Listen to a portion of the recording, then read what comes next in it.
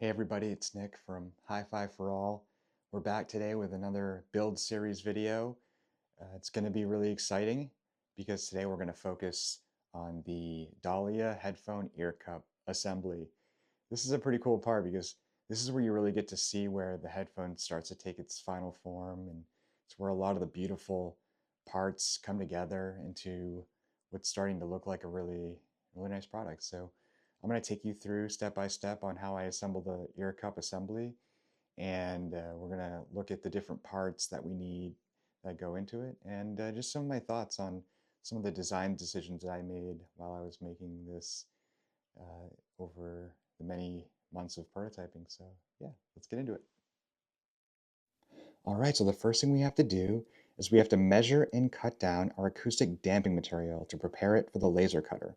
And so here you can see that I'm just measuring and going to be cutting down this material from a single yard of fabric down to smaller pieces so we can cut it. And so after we get it down to smaller pieces, the next step is that we have to steam it and iron it out to make sure that it's really flat. We want it to make sure it lays perfectly flat on the laser bed. Okay, so here we are at the laser.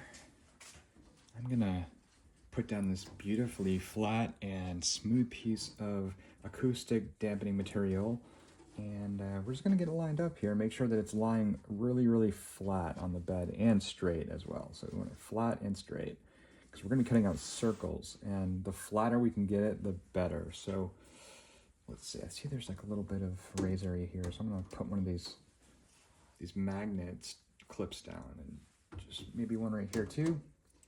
There we go. Make sure it's super flat. It's not too bad there. This corner is pretty good. Maybe one right here, just for extra flatness. I think we're in pretty good shape. Actually, I'm gonna do one right here too.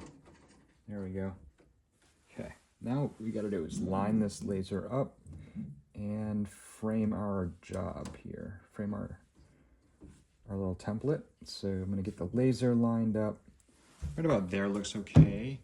And then I'm gonna come over to my computer, which you can't see right now, but I'm actually just getting this job ready in the software here. So let's go ahead and frame it to make sure it's within our working area. And now it's gonna go around and show us where it's going to cut everything out. And that looks pretty good, wow. I'm happy with that framing, so I think we can just go ahead and get started on the job here. Next step is to process. And so what we're gonna do is gonna process this job, and the laser is gonna go around and cut out our acoustic dampening material. This is what it looks like.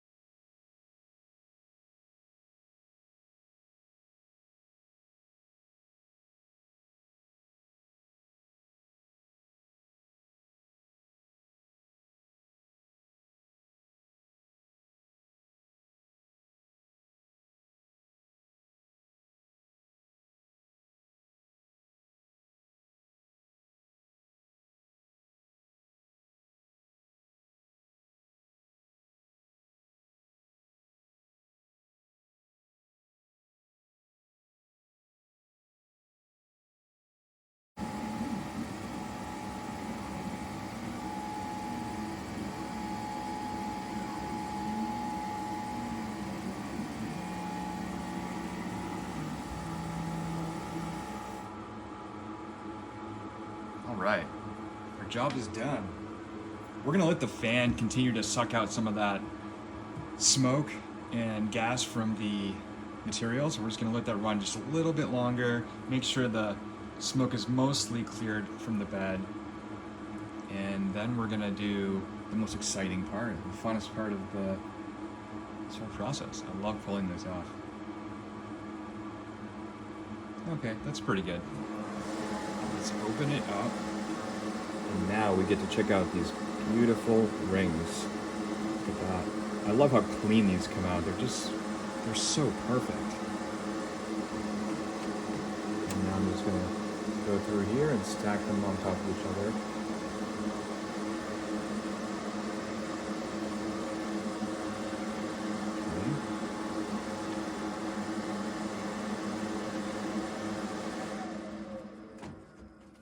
There's the fan.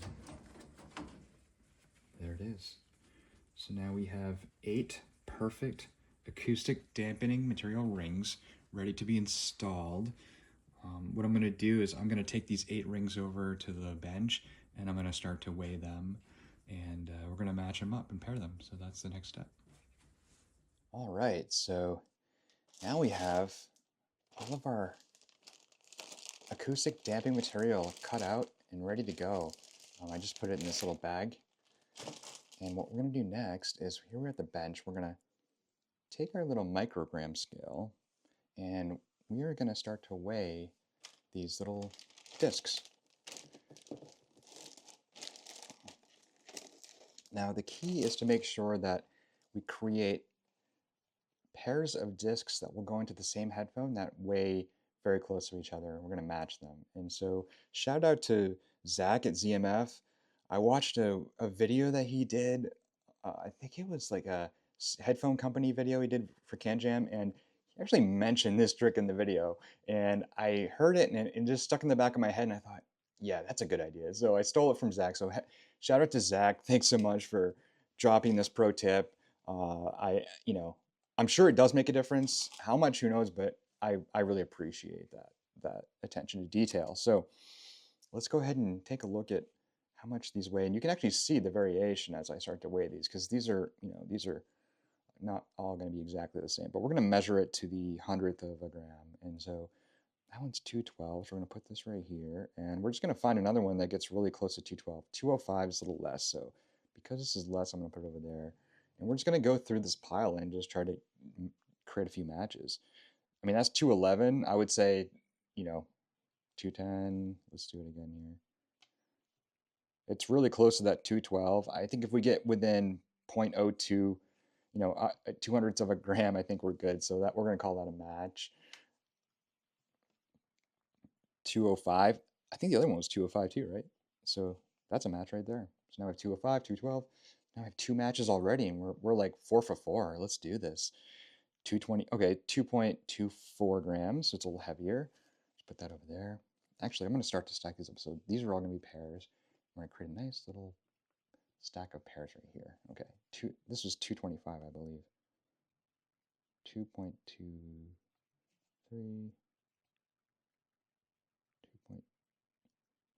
2.24. Let's see if we can keep going. Ooh, that's a little heavier, 2.37. Dang. So we're going to put this way over here. Make a mental note, 237. Okay, that's actually a match for the other one, 237. That's actually exactly the same weight as this, 237. So we have 2. We have a match here. We're going to put this in the match pile. Okay, 214. This was like 225 or something. Let's keep going.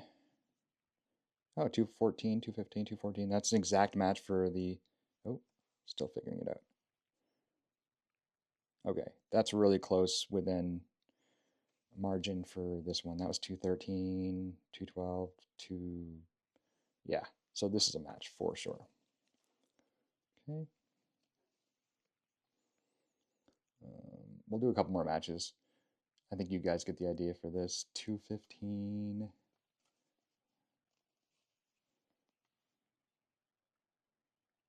209. Okay, so we have a 225, 215, and 208. 8, 15, 25. Oh, wow, 201.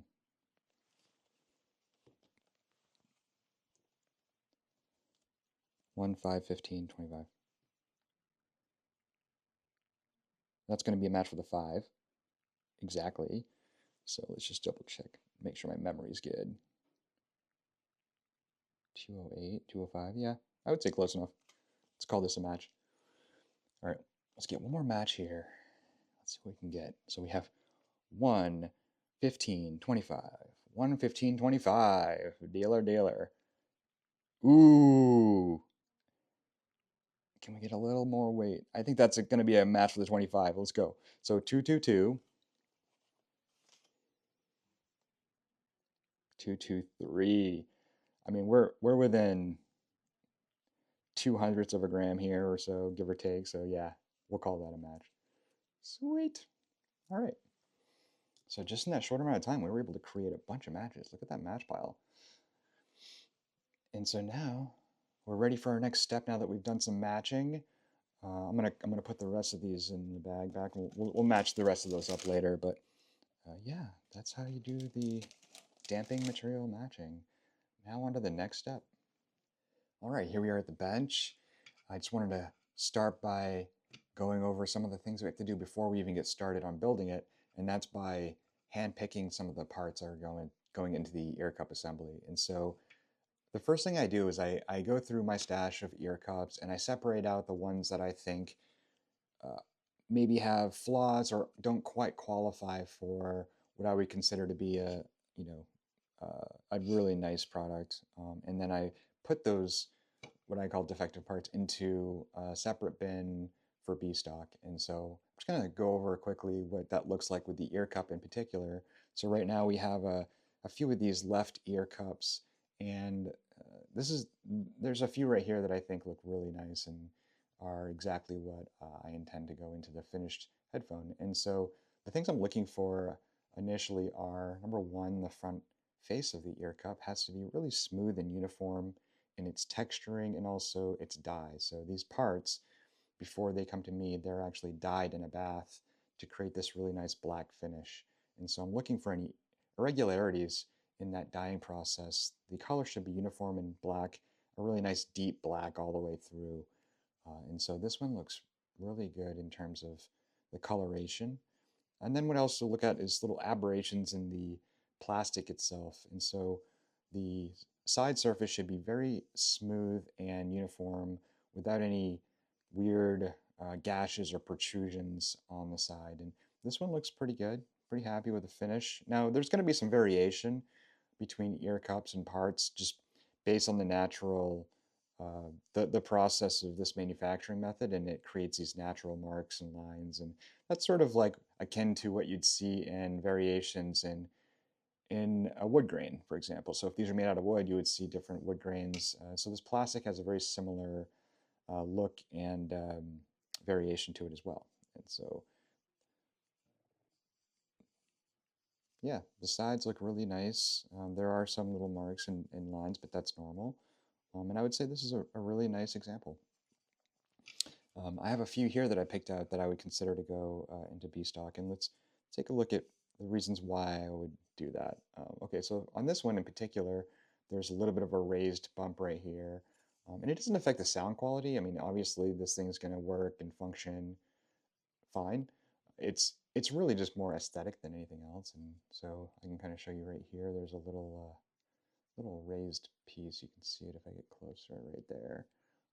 And so yeah, that aesthetically it's not ideal, and it's in a fairly visible part of the headphone as well. There's also some dye issues too. I didn't even really notice this before, but if you look here, you can see that there's some weird, funky things going on with the color on the side too, and that's an issue with how this particular one was dyed. So it's almost like a water stain that develops on the side here.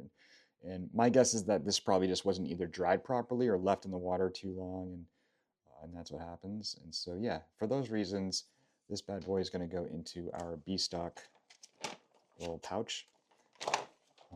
And then let's take a look at this one. And so this one I think has a similar issue where there's a little bit of splotchiness in the dye. So if you see the front face of it, you'll see that there's some darker splotchy marks here.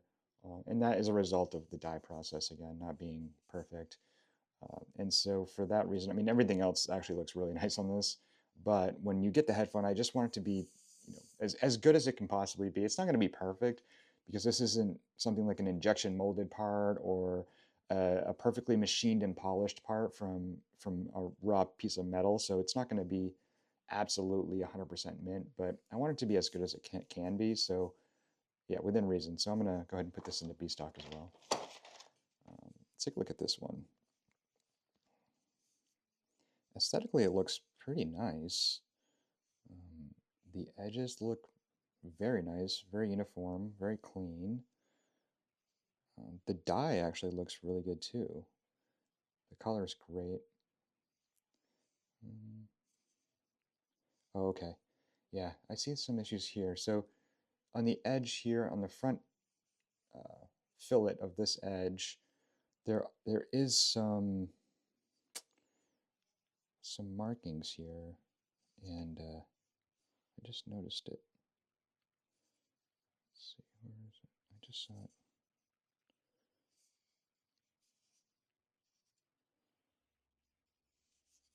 Maybe that was just the light, because that looks really nice. Wow.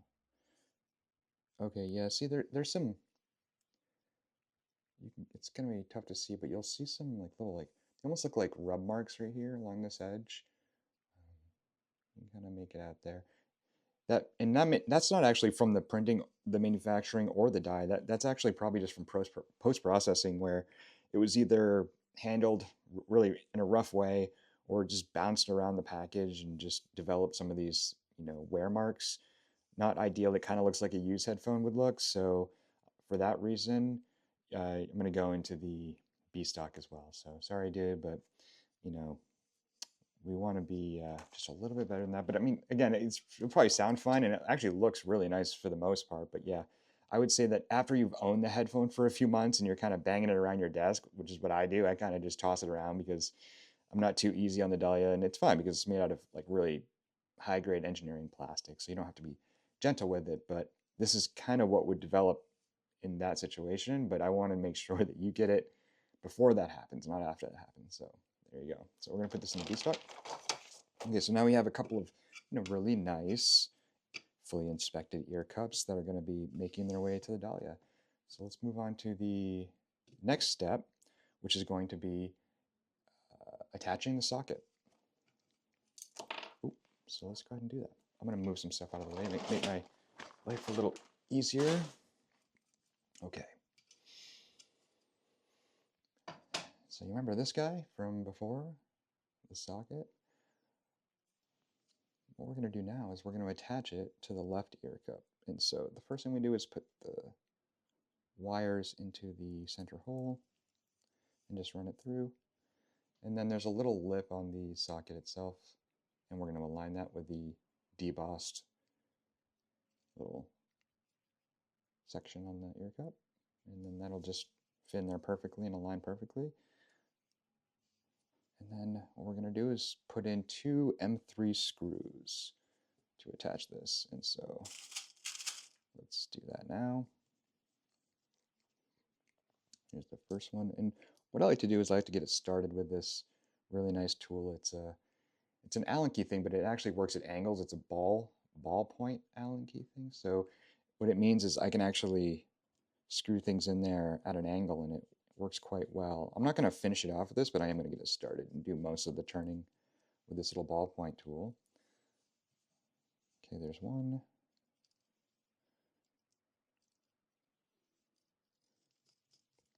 And it should go in there pretty easy. No resistance or friction or anything like that. Okay, so we have the 2 screws in, and this is what it looks like now. You can see it. I'm just going to give it a few more turns with this ballpoint. Okay. And then what I'm going to do is finish it off with a right angle Allen key, because this will allow me to get a little more torque. I don't need to do much here because it's pretty much snug tight. Maybe just another quarter turn.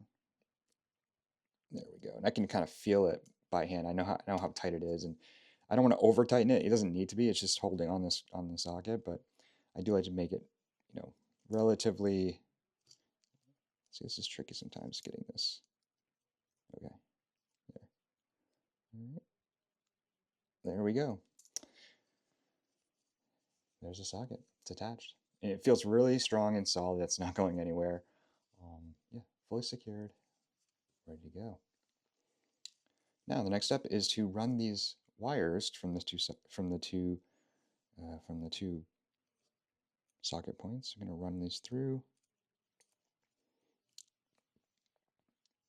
And there's a little tiny hole, like a doorway, between the driver housing and the cup. And so I'm going to run my 2 wires through that little doorway. So the wires come into the middle, and this is where the driver's going to go after.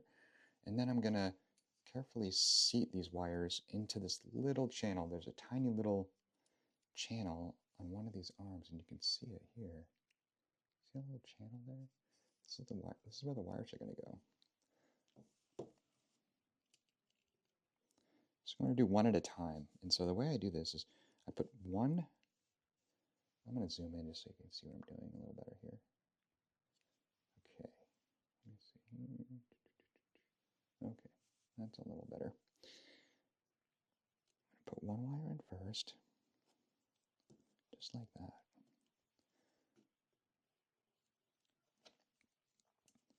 I'm going to use my handy dandy pliers to do this. Okay, that looks pretty good. So I've got one wire in there.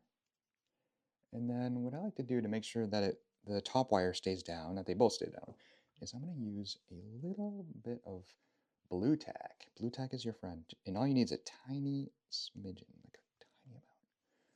I'm going to put a little blue tack on top of the first wire, somewhere in the middle in that channel. Just like that. Okay, just a tiny little bit. And what that does is it's going to put some pressure, and the first wire now is going to be really stuck in there. But it also acts as a adhesive for the second wire. So when I put the second wire on top, because the 2 wires actually stack one on top of the other in this little channel. And so when I put the second wire down over it, the blue tack actually grabs onto the top wire as well. Okay, so I'm just going to make sure we get a nice edge. Get a nice clean edge in there. And then push it down by hand, and it looks like we're good to go. So this is what it should look like. We should have a nice angle on the wire from the socket. It runs along those channels. A little bit of blue tack to hold everything down nicely. And that's it. Now, the next step is going to be putting in the grill. And so here we go. Here's the grill. It's a brand new grill. And what we're going to do, this is stainless steel. We're going to unwrap it, and we're going to be really careful not to, I'm going to zoom out of it, because we don't need to be really tight on this. Okay, that looks good. Okay, so here's the grill.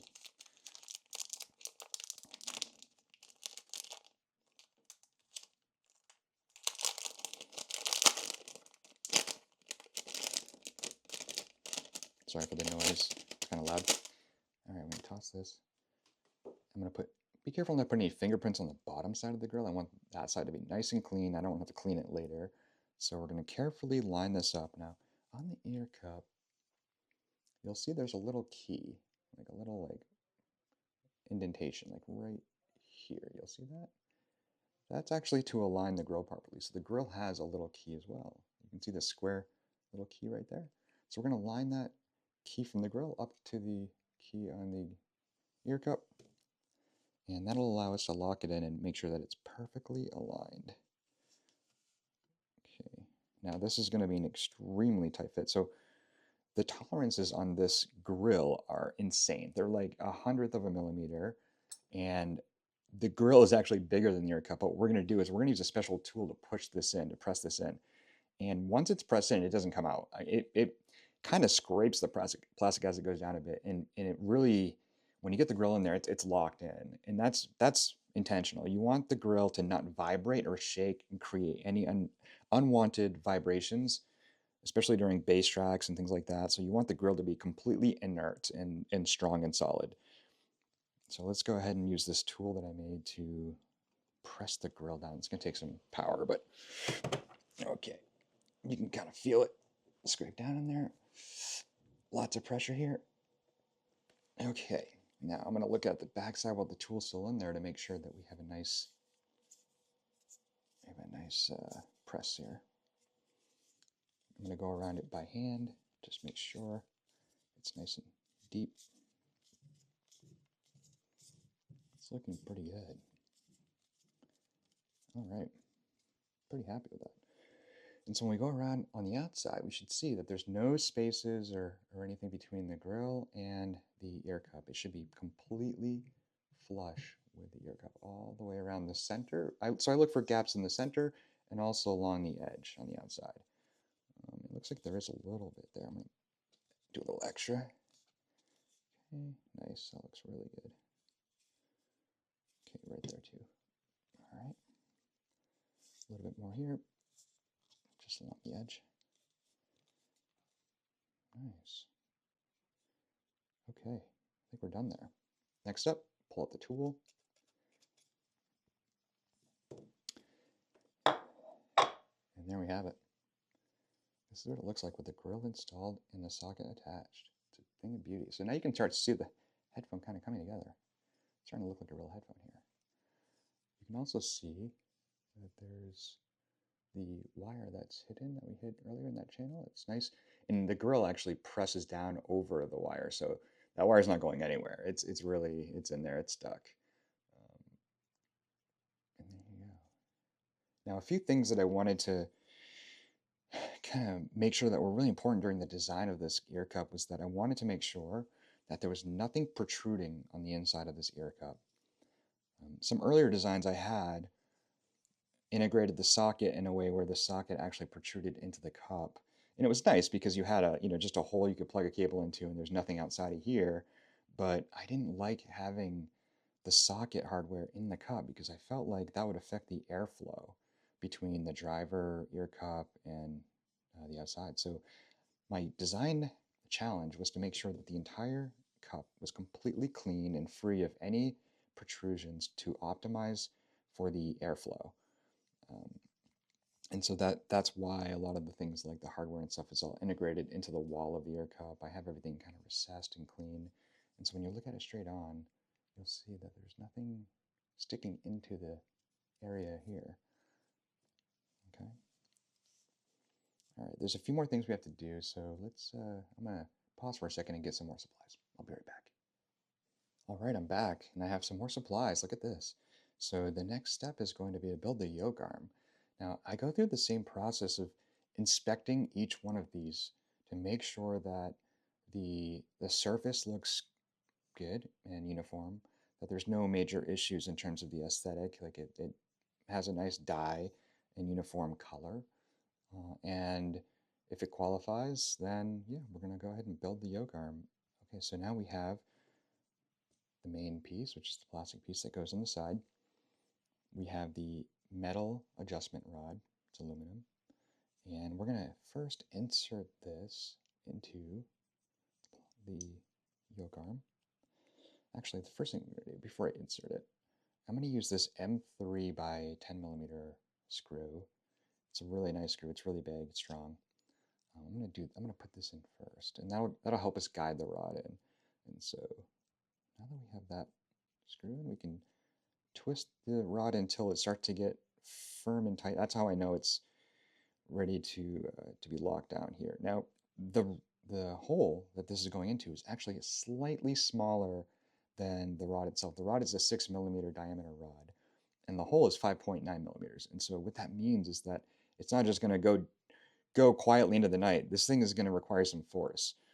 And so what that does, though, is that it actually, when the rod goes in, it squeezes, it actually expands the nylon material, and you'll see there's like a little bulge that occurs right here as I screw this in. And that's good. That means that it's going to be extremely secure and tight. It's not going to rotate because this is a mechanical part that rotates, and I want to make sure this rod doesn't also rotate. This needs to be completely fixed, and by doing it this way, I know that this rod is never going to come loose. I've tested this out quite a bit, and I know that that's the case. So we're going to go ahead and start to tighten this rod, and as we're tightening this screw, the rod is going to be pulled into that hole at a perfectly straight angle, and it's going to be tough to see on camera. But yeah, I can kind of see it a little bit. There's a little bulge that's starting to occur here. I'm going to continue to tighten this down until I get it really like pretty tight. Okay, that's all the way in there. Probably won't be able to pick this up very well on camera, but right in here, there's a tiny little bit of bulging that occurs. And so yeah, that nylon, this is part of the reason why I use nylon for this piece. I could have it machined out of aluminum, but there's two reasons why. Number one, it's really light. So I mean, yeah, you could drop a good 10, 15 grams of weight at least by using nylon as this piece right here. The other reason why is because yeah, this plastic will actually, it's so strong that instead of breaking when you do that, it'll actually just expand naturally around this piece and create a really secure part. And so that's really nice. I've tried other plastics. Like if you were to do this part in ABS and you tried to do that same maneuver, this part right here would shatter, it would break. Trust me, I've actually tried that. I've tried it with PETG, I've tried it with all these different types of plastics, and that part just snaps every time. But with nylon, it's amazing how strong this stuff is. It just goes right in, stays that way. It doesn't break. It conforms nicely and expands, and it's super strong and super light. So yeah, really nice. And then we're gonna put a little cap screw on the top too. Now this button head screw isn't really for strength or anything. It's really just to help us guide the rod through the rod adjuster housing. And you'll see when we build those why it's nice to have a nice round top when we put this into that, because it just kind of allows us to slip it in there in a much easier way than having a flat top that could potentially catch and require some more workability. So yeah, that part's done. Okay, now the next step here is to insert the heat set insert right here. This is going to allow us to screw this to the cup. And so this is a kind of an interesting maneuver here. I usually squeeze this part apart a little bit with my hand, and then I'm just gonna zoom in a little bit so we can see exactly what I'm doing here. Okay, cool. So this is an M3 insert. It's actually the exact same insert we use for the socket, so that's nice. Okay, I'm gonna try to do this and not burn my hand in front of the camera, because that would be embarrassing. Let's see if we can just get, now this requires a pretty short maneuver here.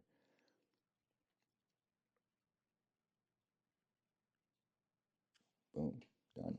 I'm gonna do the other side.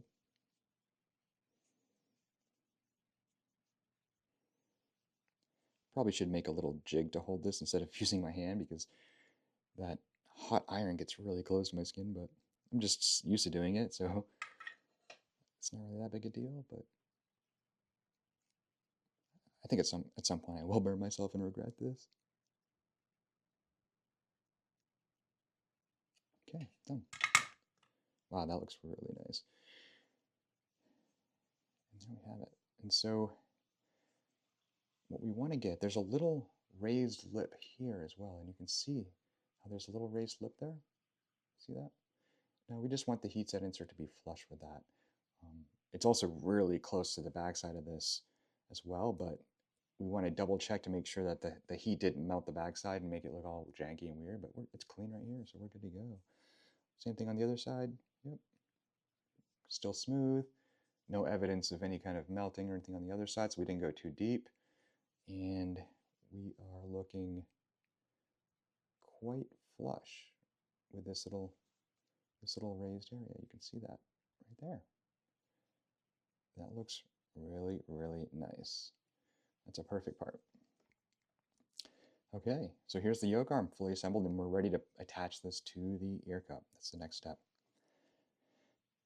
So now we have our left ear cup that we just made, and what we want to do, the trick that I use is I'm going to put the screws into the ear cup beforehand, before we even get started. Okay, so one here. Sometimes some tweezers helps, because my hands are kind of clumsy. All right, we got one, and then number two.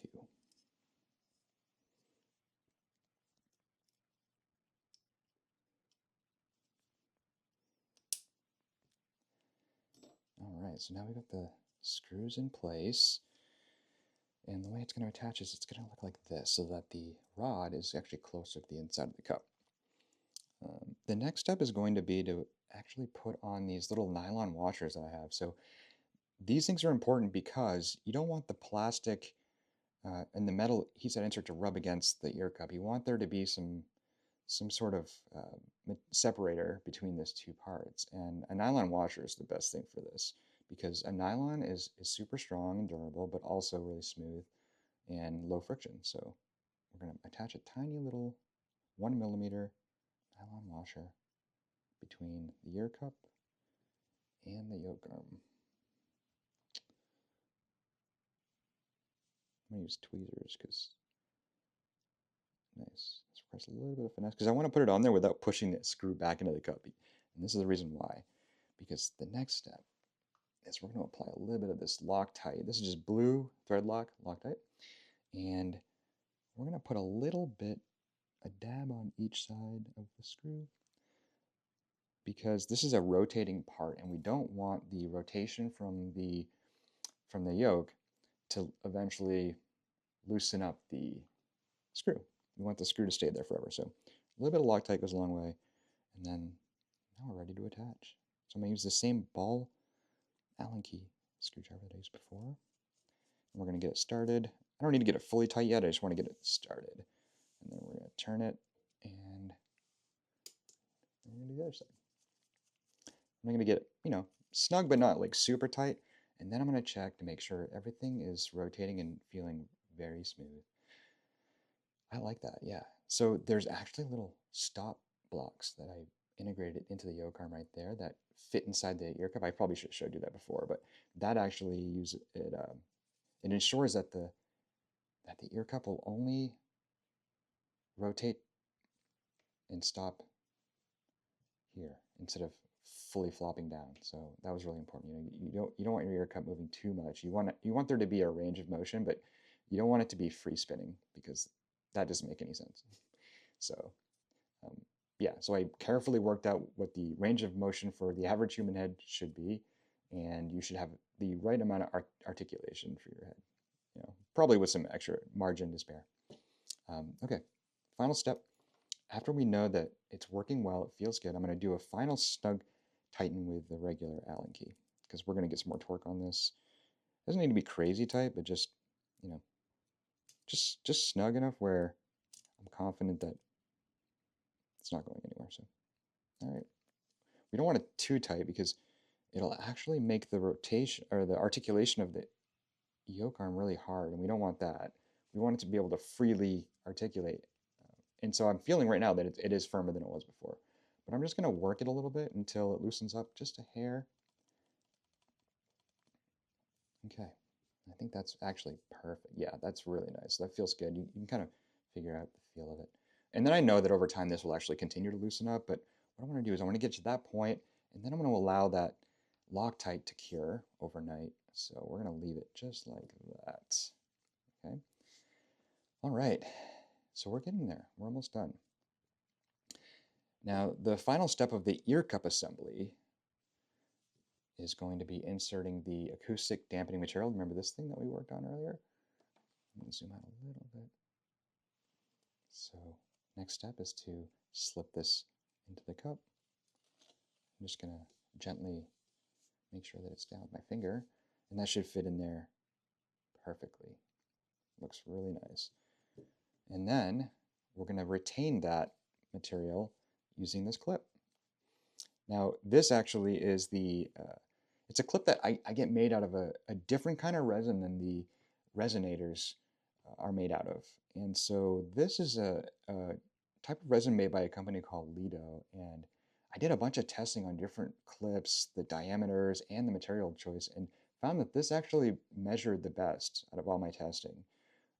I found that if I use a clip that's a little bigger and creates more I would say, more pressure, then you get a huge bump in bass response, but it also gets a little muddy because the mid bass gets a little bloated. So getting the right diameter for this and tolerance so that there's exactly the right amount of pressure to keep this down, but also not too much where it affects the bass is really important.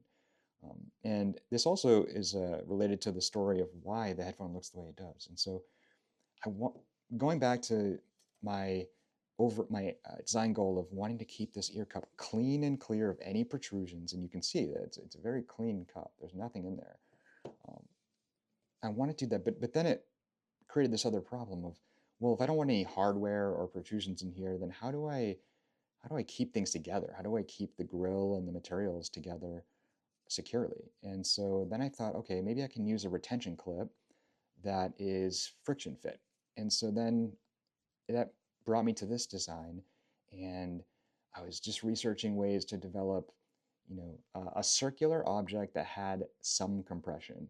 And I found this article written by Bridgestone Tires, and Bridgestone Tires made a tire that doesn't have any air in it. It's called the airless tire, and they used the same sort of round design where there's a central opening, and then there are these little spokes that come off the center, and what it does is it allows you to squeeze this material, and so there is some compression, but also it's super strong and rigid and light. And so that was the inspiration for this design, and the reason why the ear cup looks the way it does, because I needed a way to create a retention clip without having hardware. And so what we do is when we put this clip in, and we're just going to make sure we align this, it uses the same key as the grill. And so again, you can see the little carve out there in the ear cup. We have a key piece here, and so that's how you know the alignment is going to be bang on. And so we're going to align those two things, the two keys, to get started. And this just gets, we just press this in by hand, and it's not super tight. It's just firm enough to hold down that material. Okay, that's it. And so when you get your Dahlia and you take off the ear pad, this is what you're probably going to see. You're going to see that there's this plastic clip, some acoustic dampening material behind there, and yeah, that's it. The air actually travels between these little slots, and these little arms mirror the exact shape on the outside. And so what you get is you get complete airflow that's unimpeded here, and then the grill, the metal grill, the cutout and the whole layout allows me to fine tune the bass response. And so, and there's other things too, other attributes like imaging, soundstage that also get affected by the size of the circles that get cut out of the grill, and also the placement of the holes and the arrangement of the holes. And so, yeah, that's what an assembled ear cup looks like. I actually have some other metal grills that I experimented with. Maybe I can show you those. Let me just grab those real quick. Okay, I'm back. I've got a bunch of these samples that I thought would be fun to look at. So we're going to put this fully assembled ear cup aside for now, and then in the next video I'm going to show you what happens when we install the driver. But for now, we're just going to put this aside. Here's a bunch of samples and test prototypes I did of the metal grill that have different layouts and characteristics that massively affect the sound. And I can kind of walk you through some of the failed experiments that I ran. So this one is a grill that has a rectangular array. So it's not circular. The cutouts are arranged in a square fashion in rows and columns. And I thought that would be an interesting thing to try. And so I put that in there, and yeah, it didn't sound as good. I think the rectangular grill just lacked bass response and sounded kind of thin.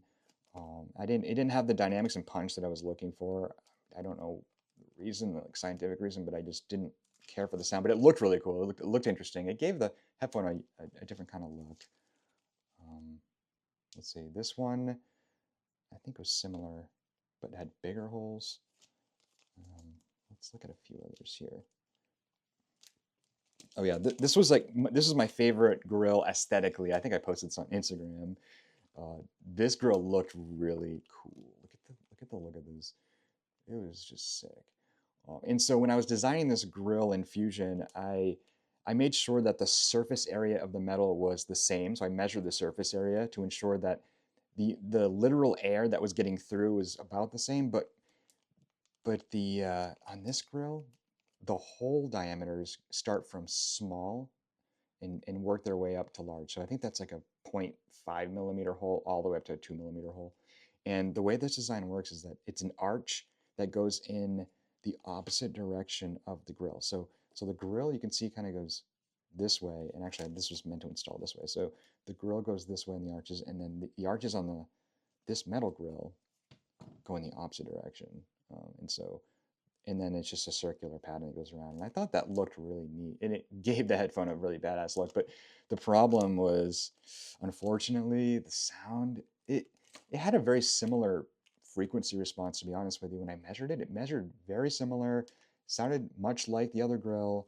But the one thing that this suffered from was sound staging. So when I installed this grill, it mostly sounded the same, but the problem was everything sounded more narrow. It was very congested, almost like an HT600, where you get this like 3 blob effect where everything just kind of felt more intimate, more closed in, narrower, smaller.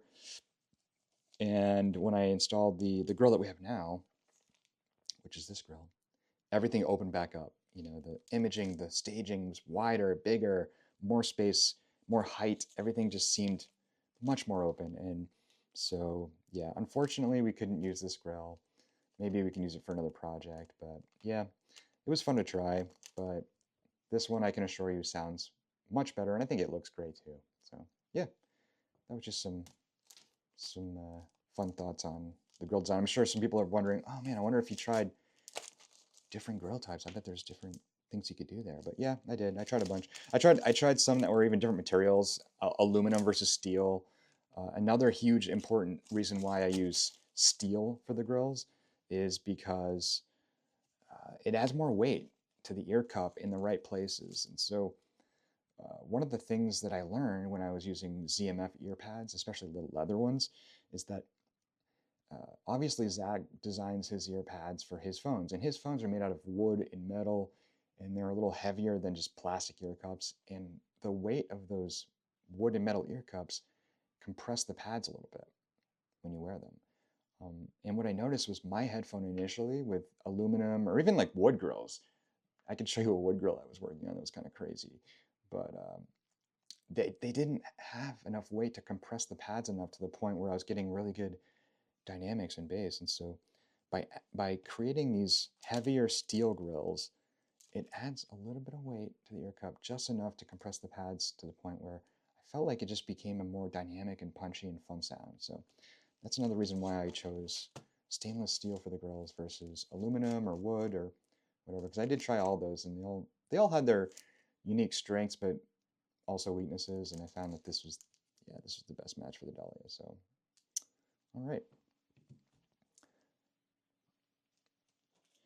I'm back, and I almost forgot to mention this as well. And so one of the things I wanted to do was create a different grill that had the same physical properties, same material, same layout, same holes, but was painted. And so I also have this other option. It's a black painted grill that uses several different layers of both primer and paint and enamel to really finish it off. It's a matte black finish, so it's really subdued and subtle, but really nice. I call it stealth black because it's just a really cool muted matte black. And when it goes into the ear cup, it just looks really neat. And I thought that was important to offer that as an option too, because I kind of like the look of the black, maybe slightly more than the raw steel. I mean, the raw steel is really cool because it's reflective. The way it catches the light, it's photogenic. It looks awesome in photos, in person. It's just really beautiful the way it captures that, almost like a wristwatch in some ways. But for folks that prefer a more understated look that's more subdued and stealthy, you have this option, the stealth black. Now, for this particular model, I had to offset the size of the holes by 0.05 millimeters in order to account for the thickness of the paint and the primer that goes on top of this. Because I wanted to maintain the exact same frequency response and measurements. So in order to do that, I need to make sure the airflow is consistent across the raw steel and the painted version. And so, yeah, so this is actually a different design where the holes are slightly bigger to account for that. But yeah, so that's available as well, the Stealth Black. I just wanted to quickly show that off as well. It's kind of cool. And so, yeah, I like them both. I mean, I would say that I probably if I had to rate a percentage, I would probably say I'm like 52% black, 48% raw steel. It just, I go back and forth, you know, sometimes when I want to change something, I'll like look at these. But the other thing I want to quickly mention is once the grill goes in there, so some folks have asked, oh, can I swap the grills out? Or, you know, what if I want to like change out the grills to a different color or different, you know, style later? Unfortunately, once the grills are pressed into the cup, it's mated for life. They're married together. So you saw the tool and the pressure required to put those grills in. Yeah, those don't come out. Like I can take them out, but it will destroy the ear cup. You know, it'll just scratch it all to hell. Like the grill will be destroyed, but also just the risk of just even just like small scratches on the inside will actually, it's not great. You know, you don't want a headphone that's been damaged just because you want to swap out the grill. So what I say is, yeah, once it's in there, it's in there. You know, it's definitely married to the cup once it's in there. So yeah, unfortunately, once you decide on the grill color, it's permanent. Maybe in the future, who knows? But yeah, I think it's more important that the grill is completely inert, and when it's in there, it's fully seated and it won't rattle or move. And I think that's actually the most important thing. The other thing is too is when you put the grill in there, the cup becomes super rigid because it's got this. The metal grill is actually a structural piece now because it is literally married to the cup, so it does create a lot more rigidity in the cup itself. It's not loose and just, you know, this clip right here isn't holding the grill down; it's holding the damping material down. So yeah, you get like a nice rigid inert cup using this design. So yeah, okay, that's the black. All right, that's it. All right, so that's how you put together an HFA Dahlia ear cup assembly. Thanks so much for watching. I really appreciate you guys tuning in. I hope that video answered any questions you may have had about the design or how things get put together. If you have any other questions, shoot me a comment. I'd be happy to reply to that. It's a really nice day here in San Francisco again. It's nice and sunny. I'm going to be spending the rest of the day just putting together the rest of the cups for the pre-orders. But yeah, thanks so much for watching again. I hope you guys have an excellent rest of your Tuesday. More videos to come, and I'll talk to you later. Take care.